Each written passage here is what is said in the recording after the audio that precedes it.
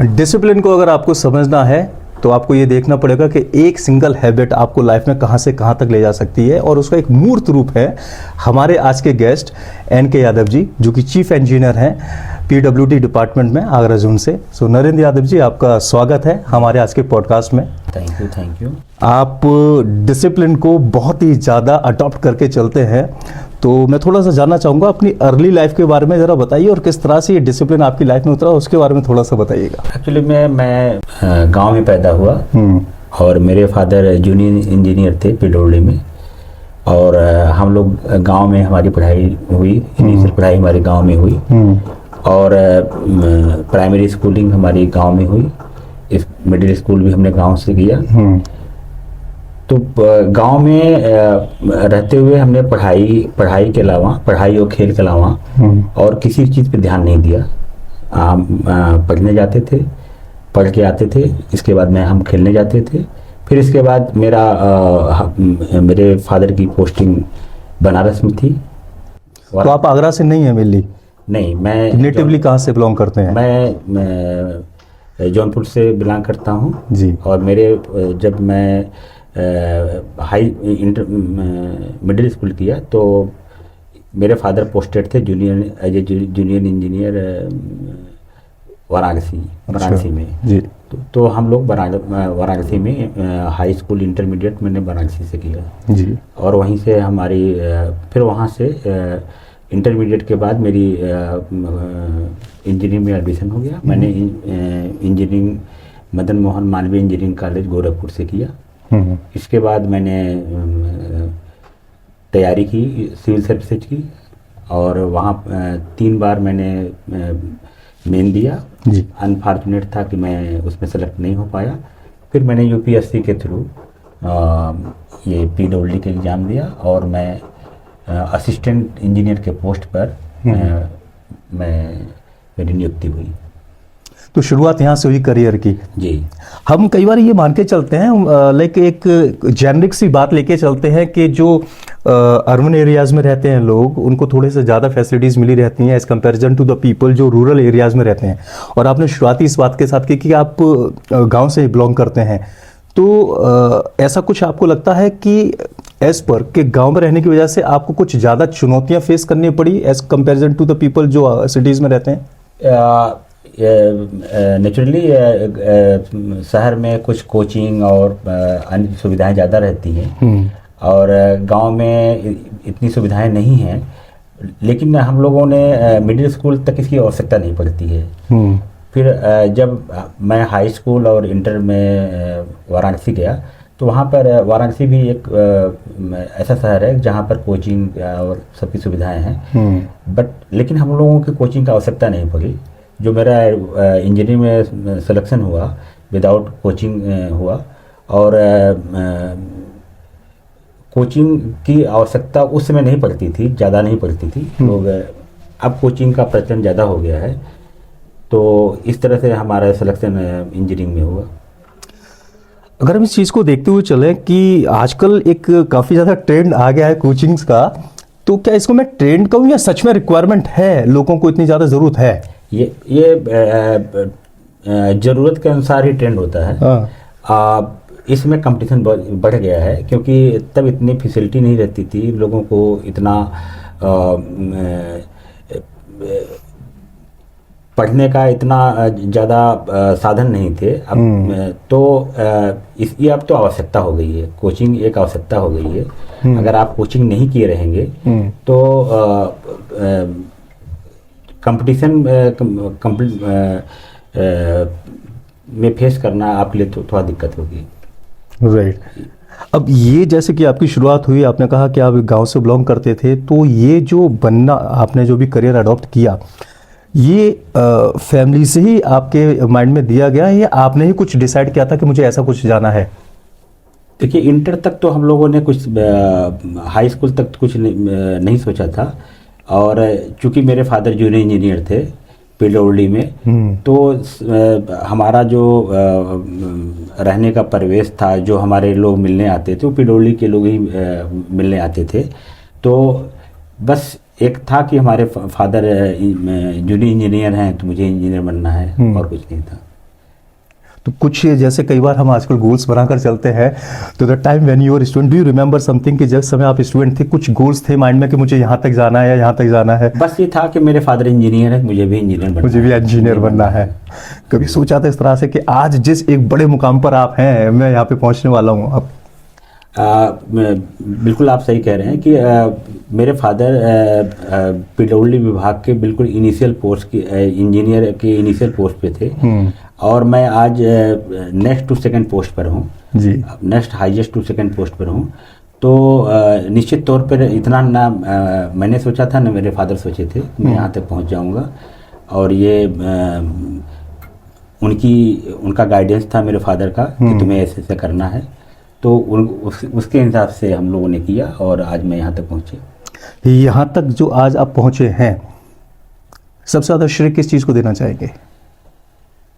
सब यहाँ तक पहुँचने का सबसे ज़्यादा श्रेय यह है कि एक तो पेरेंट्स का, कि वो आपको हमेशा सपोर्ट किया। हाँ। अपनी फैमिली का, और दूसरा यह है कि आपका खुद कमिटमेंट और कि मुझे ये बनना है। तो आप अगर एक बार आपने ठान लिया कि मुझे ये बनना है तो आप बन ही जाओगे। तो इस मुझे चूँकि मेरे फादर पीडब्ल्यूडी विभाग में थे, तो मैंने ये सोच रखा था मुझे इंजीनियर बनना है, तो आज मैं यहाँ तक पहुँचा।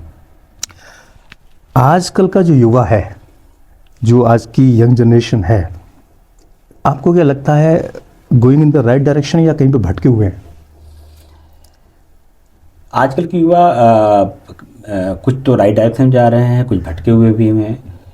एक तो उनके पास जॉब अपॉर्चुनिटी कम है, और इंडियन कॉन्टेक्स्ट में मैं ये बताऊं कि वो चूँकि जॉब ना होने के कारण जितने युवा हैं वो कंपटीशन ज़्यादा है, जॉब कम होने से कंपटीशन ज़्यादा है।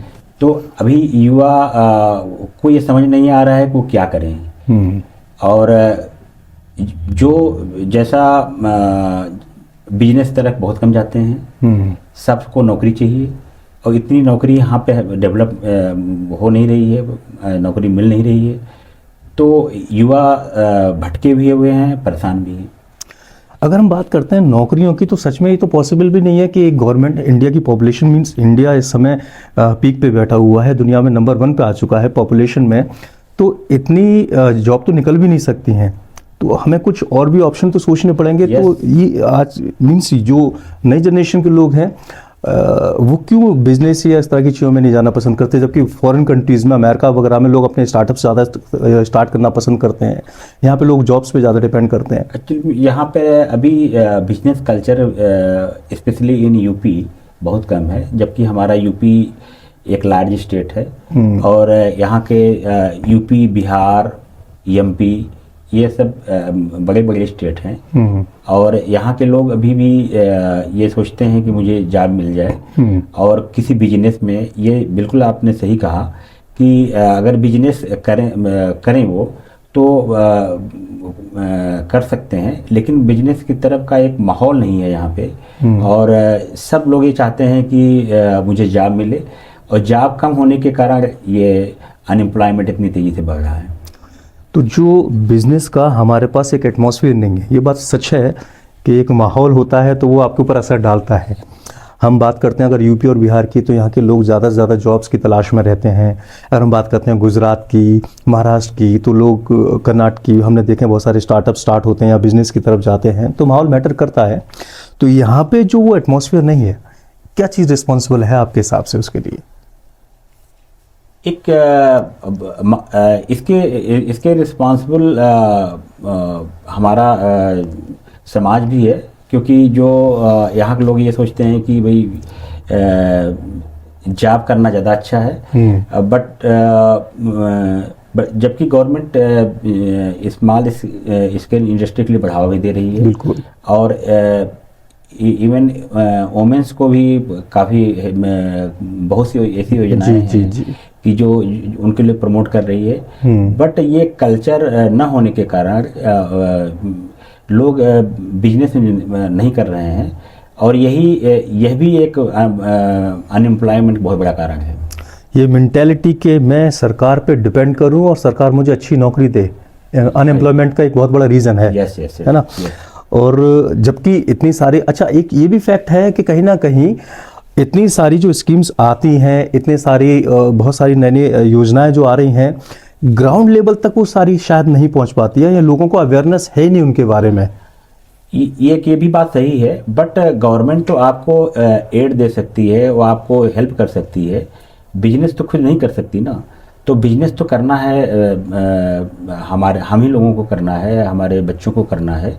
तो ये अवेयरनेस उनके अंदर पेरेंट भी दें और हमारा समाज भी दे कि सिर्फ जॉब करना ही एक मेन एम नहीं ना हो। और बच्चों को तो ये भी छूट मिलनी चाहिए, जो करना चाहें वो करें, चाहे वो पढ़ना, चाहे वो जॉब करना चाहे जॉब करें, बिजनेस करना चाहे बिजनेस करें, या कोई दूसरा करियर बनाना चाहे वो करें। बट इन लार्जली यहाँ पर सभी लोग सोचते हैं मुझे जॉब करना है, तो ये गलत है। तो कहीं इट्स अ क्वेश्चन, ये मेरी एक ओपिनियन हो सकती है, ज़रूरी नहीं है कि सही हो, कहीं हमारा एजुकेशन सिस्टम इसके लिए जिम्मेदार नहीं है। हमारा एजुकेशन जो होती है, education is what all about, कि वो आपको एक दिशा देती है कि भाई आप आगे इस डायरेक्शन में जाएं।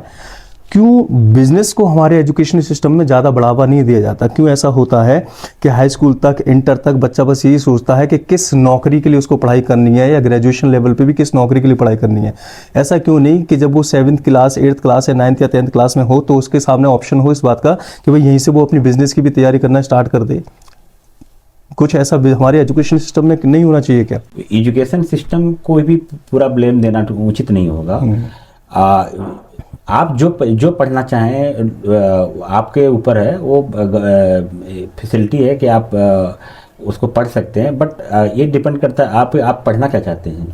लेकिन ये भी हम देख सकते हैं कि हमारी जितनी भी एजुकेशन है, हम जो भी स्टडी करते हैं, एक लेवल अगर मैं एजुकेशन का बोलूं तो ग्रेजुएशन एक ऐसा लेवल होता है जहां तक नॉर्मली लोग जाते हैं, उसके बाद दे गो फॉर डिसाइडिंग कि भाई और क्या उनको अलग से करना है। तो ज़्यादातर जो भी हम स्टडी कर रहे हैं, आप अगर कॉमनली देखेंगे, जितनी भी एजुकेशन हम ले रहे हैं वो किस पर्पस के साथ ले रहे हैं? Just for finding a job. वहाँ पे कुछ ऐसा पर्पस है ही नहीं है, जबकि एजुकेशन तो दोनों के लिए होनी चाहिए बराबर। यस, आप बिल्कुल सही कह रहे हैं। एजुकेशन जॉब के लिए भी होना चाहिए, एजुकेशन बिजनेस के लिए भी होना चाहिए, और एजुकेशन ये दोनों होना चाहिए। और हमारे एजुकेशन सिस्टम में कुछ इम्प्रूवमेंट करने की ज़रूरत है कि हम इनिशियल लेवल पे ही ये बताएं कि जॉब के अलावा आप बिजनेस भी करना प्रमोट करें, बिजनेस करना भी प्रमोट करें। बहुत सारे करियर अपॉर्चुनिटी हो सकती हैं, है ना। आप लाइक आज सोशल मीडिया का ज़माना है और बहुत छोटे छोटे से बच्चे हमने देखे हैं कि अगर वो उसको ठीक से यूज़ कर रहे हैं तो they are making very good career out of that. आज आपके पास आर्ट्स हो सकते हैं, आपके पास बहुत सारे स्किल्स हो सकते हैं आर्ट में। लाइक लोग फिल्म इंडस्ट्री में बहुत अच्छा करियर बनाते हैं, म्यूज़िक में बहुत अच्छा करियर बनाते हैं, स्पोर्ट्स में बहुत अच्छा करियर बनाते हैं, और इंडिया में स्पोर्ट्स को कुछ बढ़ावा भी मिलने लग गया है कुछ टाइम से। तो इन सारी चीज़ों के ऊपर क्यों हमारी सोसाइटी या हमारे पेरेंट्स या हमारे आसपास के लोग इन सारी चीज़ों के ऊपर हमें बढ़ावा देने की क्यों बात नहीं करते? इंजीनियर्स, डॉक्टर्स, ये तो कुछ ऐसी चीज़ें होगी भाई बेटा इंजीनियर बन जा, डॉक्टर बन जा। एक्चुअली आप कुछ स्टेट ऐसे ले लीजिए, जैसे गुजरात ले लीजिए जी। गुजरात में जितना यहाँ पे जॉब के लिए लोग मारा मारी है, इतना गुजरात में, बल्कि वहाँ बिजनेस ज़्यादा वहाँ उसका इम्पोर्टेंस देते हैं। तो कुछ हम लोगों को गुजरात से भी सीखना चाहिए जी, और कि हम सिर्फ जॉब के पीछे ना भागें और बिजनेस भी करें। अगर आप बिजनेस, हमारे बच्चे बिजनेस करेंगे तो हमारे एम्प्लॉयमेंट जॉब पर भी प्रेशर कम रहेगा जी, जी। और ज़्यादा कंपटीशन होने की भी संभावना कम रहेगी। तो इसमें हेल्दी कंपटीशन भी होगा और सबको जॉब भी मिलेगा और बिजनेस भी लोग करेंगे, इससे हमारी इकोनॉमी का ग्रोथ भी होगा। सो अगर आपको आज के युवाओं को कोई मैसेज देना हो और उनको बताना हो कि ये चीज़ें उनके फ्यूचर के लिए अच्छी हो सकती हैं, तो क्या मैसेज देना पसंद करेंगे? पहले कंफ्यूज ना हो और वो जो करें, जो उन्होंने करें, दिल से करें और अपने आप को बेवकूफ़ ना बनाएं। निश्चित तौर पर कामयाब होंगे और राइट डायरेक्शन में मेहनत करें और एनर्जी अपनी अपनी एनर्जी उसी तरफ लगाएं जिधर उनका गोल है, तो जरूर कामयाब होंगे। जी, आपके बारे में हमने सुना है कि आप बहुत ही ज़्यादा डिसिप्लिन हैं, तो अपने थोड़े से इसके बारे में बताइए कि अपनी रूटीन को किस तरह से लेके चलते हैं। मैं डिसिप्लिन होने के पीछे ये है कि मैं शुरू से ही जैसे गांव में था उसको उस अपनी चीज़ को छोड़ा नहीं, जैसे वहाँ रहता था। और थोड़ा बहुत परिवर्तन तो होता ही है, लेकिन उस चीज़ को हमने मतलब अपने वैल्यू अपने कल्चर को हमने छोड़ा नहीं। और डिसिप्लिन में रहना और पढ़ाई करना, अपने हेल्थ पे ध्यान देना, ये शुरू से मैं करता आया, अभी भी कर रहा हूँ। तो अभी किस तरह का रूटीन फॉलो करते हैं?